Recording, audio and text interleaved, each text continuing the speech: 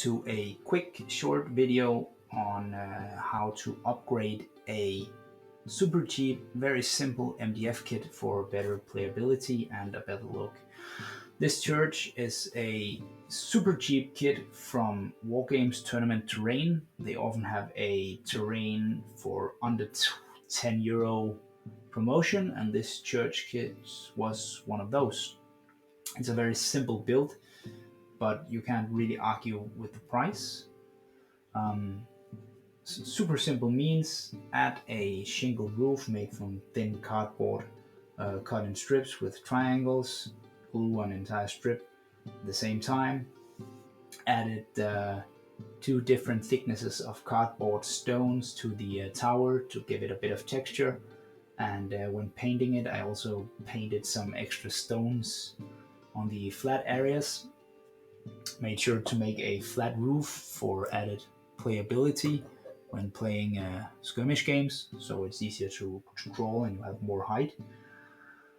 Super quick, easy to add. Added some foundation stones all the way around at the bottom and used a pre-made wood filler, polyfiller. It's not that expensive and you'll have enough for all your terrains for the next couple of years. Added a bit of extra wood glue to strengthen it. Use an old brush to add it to the flat areas, and you get a nice effect of plaster. This build was super quick to paint. I painted the tower with spray paint and the entire church. The remaining was painted with the white. Then just pick out the windows with a cheap acrylic color and give everything a cheap homemade brown wash, dish soap, cheap acrylics and water.